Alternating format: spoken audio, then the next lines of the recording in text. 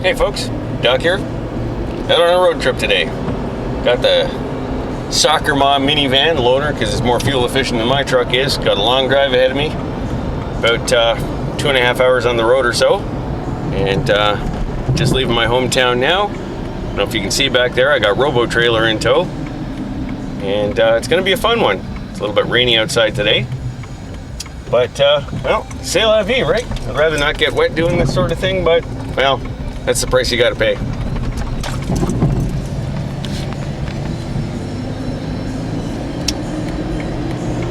Oh, look, the Upper Canada Mall. All right, let's get the heck out of Dodge.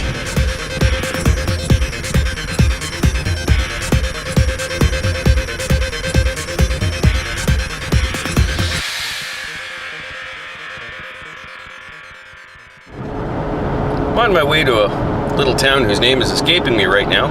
Thank God for GPS. Outside of Port Elgin, Ontario, which is, you know, quite a cruise away from me. It's on the shores of Lake Huron, and well, I am not, but that's where I'm headed. It's definitely looking like fall out there. It's 12 degrees outside, which isn't great. That's Celsius for you American folks. I think it's in the middle 40s. They have to hit a calculator. But it was cooler a few days ago, and it's promising to warm up for a little bit of a stretch later this week. Let's hope for that. And well, may as well settle in. Ooh-wee, look at that. Yeah, baby. That's right. That's one of my favorite stores right there. Tractor Supply. Yeah, but not today.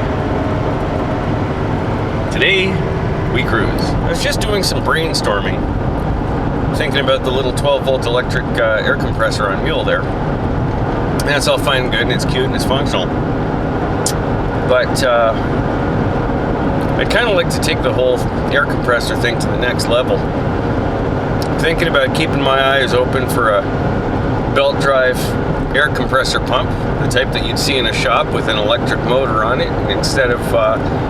Instead of using that electric motor, just mount the pump to a tractor somewhere, drive it right off the engine, and you could use either an electric PTO clutch to engage and disengage the pump, or possibly you could just do a manual lane change, manual belt tensioner deal, just with a handle that locks in the engage position. Put a healthy size air tank on the tractor, and an unloader valve, and a blow-off valve, and away you go. Pressure regulator. Look at that, man. It's starting to rain again. Ugh. Anyways, might do that on my next one. It's too bad it's so crappy and overcast and foggy. This is one of my favorite sites. I haven't been out here in about a year. I'm out in Melanchthon Township, and there's just mile after mile after mile of these wind generators. And they're not doing anything right now, but they've got several wind farms out here. And it's quite a sight to see on a clear day, all the blades turning, and thinking about, you know, running flocks of seagulls through the old Cuisinart. Yeah, this doesn't really do it justice. There are hundreds of the damn things. It's quite a sight on a clear day with a bit of a breeze. Well, we're about at midpoint here, 60 miles down and 60 miles to go, ish, more or less. No idea where I am. Grey Highlands area somewhere, I think. Grey County, anyways. Ooh, that's kind of nice. I have entered Owen Sound, Ontario.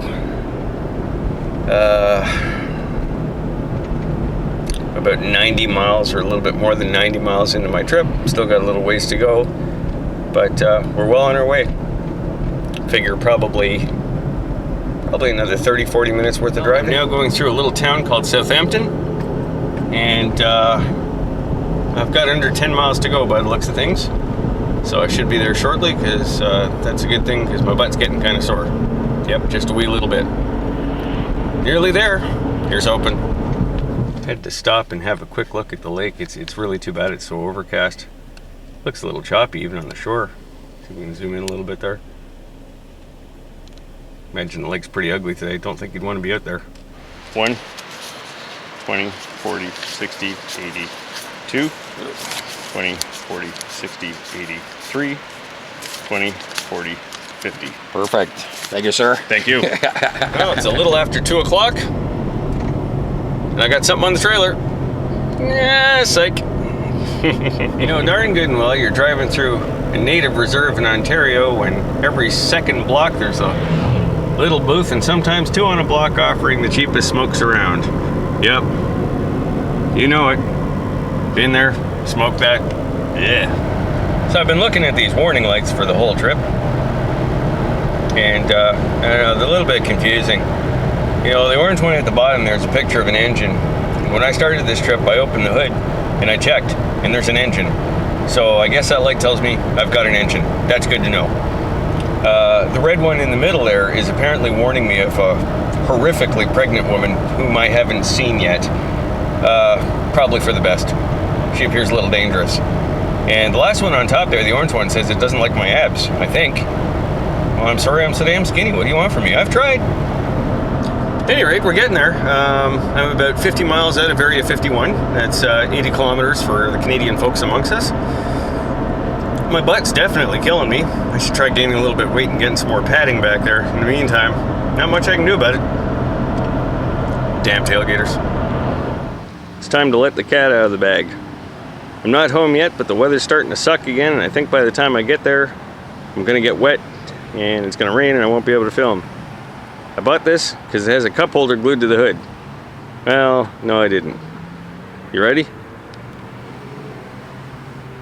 Yep. You got it, baby.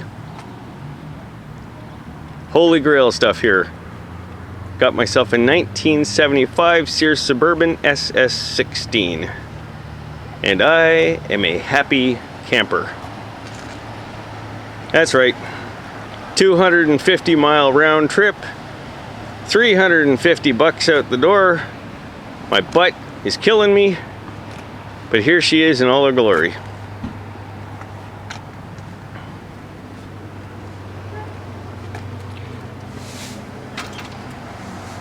This tractor is in very good original condition. Well, except for the engine. The engine is the 16 horse Onan opposed twin cylinder, and it's got apparently a wicked amount of blow by. It's probably got some fried rings in it. She'll blow the dipstick tube out when she runs. So I'm gonna have to have a look at the engine and see what ails it and figure out what I'm gonna do with this thing. You know, rebuild the engine if it needs it, or replace the rings, or maybe even just do an engine swap depending on what I've got available to me. But yeah, damn. Those of you that have been following along on the Sprocket's Garage Facebook group, you probably saw a fella post up one of these things recently, even put up a little video, a little walk around. And that was indeed this tractor.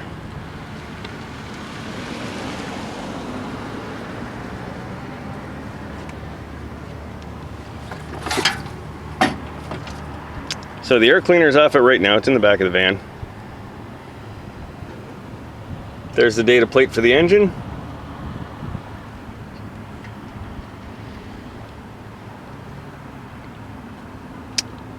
And yep, I've got my work cut out for me, that's for sure.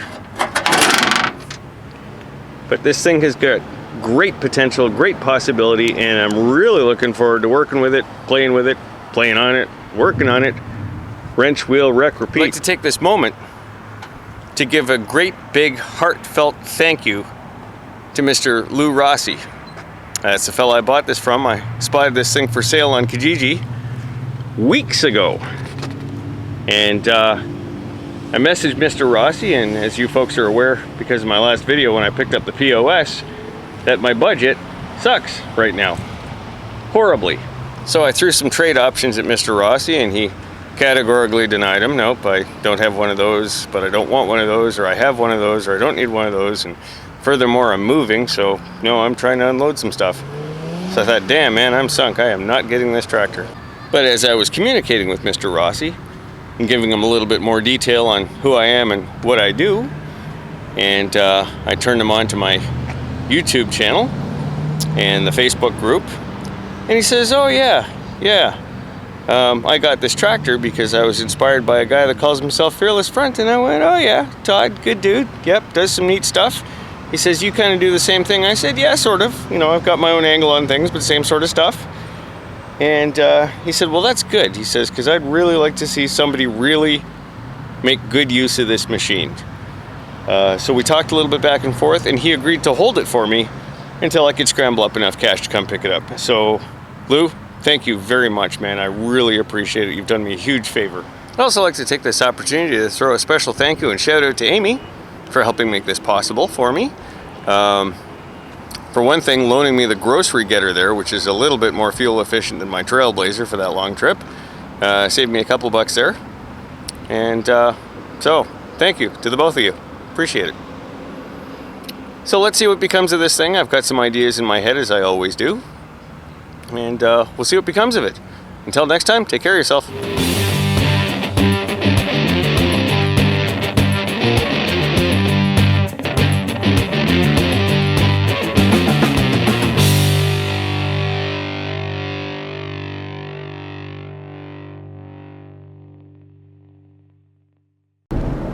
I gotta pee.